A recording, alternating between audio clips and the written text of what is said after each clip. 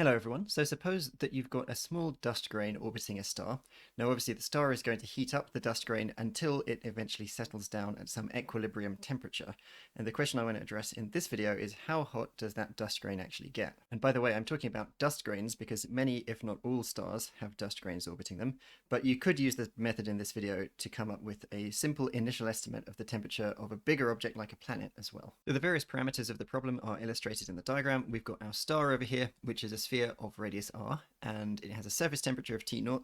Now the temperature of the star will be varying a lot throughout its volume. It's going to be much hotter in the center, of course, but it's the surface layer that's doing the emitting of radiation that's heating up the dust grain, and so it's the surface temperature that we need to be using for T0. Then at a distance d away from the center of the star, we've got this thing which is our dust grain, or perhaps planet, which has a radius of small r and a temperature of T, and we're trying to find T in terms of all of the other parameters. Now heating is just a form of energy transfer, so ultimately what we need to know is how much energy is the star emitting. Now to a very good approximation, stars behave like black bodies, and therefore we can use Stefan's law for black bodies to work out the energy emitted per unit time. So Stefan's law tells us that the energy emitted per unit time by the star, also known as its luminosity or even just its power, is given by its surface area, 4 pi times capital R squared, multiplied by the Stefan-Boltzmann constant sigma multiplied by the fourth power of its temperature. Now the star is radiating isotropically in all different directions, while the dust grain is just a small object existing at pretty much one point, and so the dust grain is only going to intercept a very small fraction of the total luminosity emitted by the star. So if we want to know how much of that power is actually absorbed by the dust grain, start with the expression that we got before, 4 pi r squared, sigma T0 to the 4. Note that because the star is emitting isotropically, that power is spread over the surface area of a big sort of imaginary sphere of radius d. So to turn this into a power per unit area at the location of the dust grain, in other words an intensity, we're going to divide that by 4 pi d squared, the surface area of our imaginary sphere.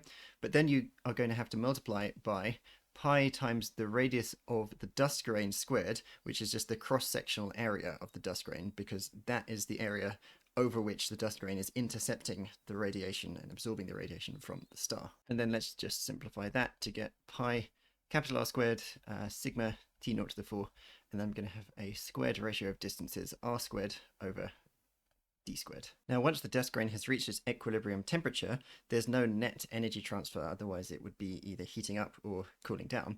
So that means the amount of power that it's absorbing is equal to the amount of power that it's emitting. So we better come up with an expression for the power that it's emitting as well. Fortunately, that's pretty easy to do if we assume that it behaves like a black body, because we can just use Stefan's law again, but we just change the radius and the temperature to be the parameters for the dust grain instead of the star, right? So we're going to have 4 pi times the radius of the dust grain squared, small r squared. Then we've got sigma times t to the 4, not t0 to the 4 this time. Let's stick to this black body model for the time being, and then at the end we'll think a little bit about how to make the model more realistic. So then all we have to do is equate the absorbed power, which I'm going to call P abs, with the emitted power PEM. We've got expressions for both of those. So if we equate this to this, the sigmas and the pi's will cancel, and you're going to be left with r squared T0 to the 4 times little r squared over d squared is equal to 4 small r squared times t to the 4. Now something interesting happens. Notice that you've got this small r squared on both sides, and they're going to cancel, and that means that the temperature of the dust grain is not going to depend on the size of the dust grain within this model that we're using. Physically, the reason for that is that the amount of radiation that the dust grain is absorbing and the amount that it's emitting are both proportional to the square of the radius, and so it doesn't end up entering into our final solution, but I don't think that was obvious from the beginning, which is why I gave small r as a parameter of the problem to start with.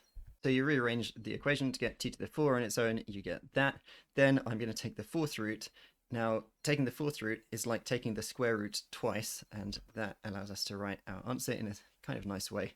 Just write it as the square root of r over 2d multiplied by T0. Now this equation behaves kind of in the way that we would expect. It's telling us that stars that are bigger or hotter leads to hotter dust grains, and dust grains that are further away are cooler. It's all consistent with physical expectations. An interesting little check you can do is to use some parameters that are appropriate to the Earth. So if we take r to be the radius of the sun, about 7 times 10 to the 8 meters, take d to be 1 astronomical unit, which is about 1.5 times 10 to the 11 meters, and T0 to be the surface temperature of our sun, about 5,800 Kelvin, you get T being approximately 280 Kelvin, or about 7 degrees. Now, I'd actually say that 7 degrees is a surprisingly good estimate for the temperature of the Earth. It's not wildly wrong, considering how many complexities we've just ignored in this analysis. For example, we should really take account of the greenhouse effect, which is where the atmosphere absorbs and then re-emits radiation with different efficiencies depending on the wavelengths involved. That's going to have a warming effect. Then we should also take account of the fact that the Earth reflects a certain portion of the sunlight incident on it, and to make things even more complicated, the amount of sunlight reflected versus absorbed depends on the landscape.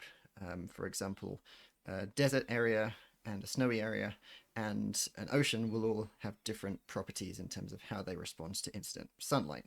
We've also got the fact that the Earth is a large object compared with a dust grain, and so it's not all going to be at one temperature, right? The night side will always be colder than the day side. So yeah, this is already a pretty good estimate, but in my next video, we will think in a bit more detail about how to take care of some of those complexities. Last thing I want to talk about in this video is how to slightly refine our model to make it more realistic for dust grains. The real dust grains don't really behave like perfect black bodies. They don't emit and absorb radiation in the ideal way, and the efficiency with which they absorb and emit radiation depends on the wavelength. Now, for a star like the Sun, for example, the peak wavelengths of electromagnetic radiation that it's emitting are of course going to be in the visible light part of the spectrum, while the dust grain is much cooler than the star, and it's going to be emitting more in the infrared part of the spectrum rather than the visible part. Now, it turns out that typical sizes of dust grain are pretty good at absorbing visible light, and so it's not a bad approximation to keep our power absorbed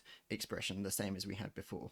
However, we should add a sort of efficiency factor to our power emitted expression. So I'm just going to put a little red epsilon there. That's called the emissivity of the dust grain. Now, physically, the reason that we need that factor is that, well, dust grains are small, typically smaller than a millimeter, and therefore they're smaller than typical wavelengths of infrared light, and objects are not very good at emitting radiation of a wavelength bigger than their own size. So this emissivity is just a factor somewhere between 0 and 1 that tells you, compared with a perfect black body, how good are these dust grains at emitting infrared radiation. So if we follow that through, the derivation would mostly be the same, but you would end up with an epsilon here in front of this t to the power of 4, and you can see that, well, the right hand side hasn't changed, and so if we have a less efficient emitter as our dust grain, if epsilon goes down, then the temperature would have to go up. The conclusion is that real dust grains, because they can't emit efficiently in the infrared, are going to be hotter than our model would have initially predicted. So that's all for today. Thanks for watching, and see you soon.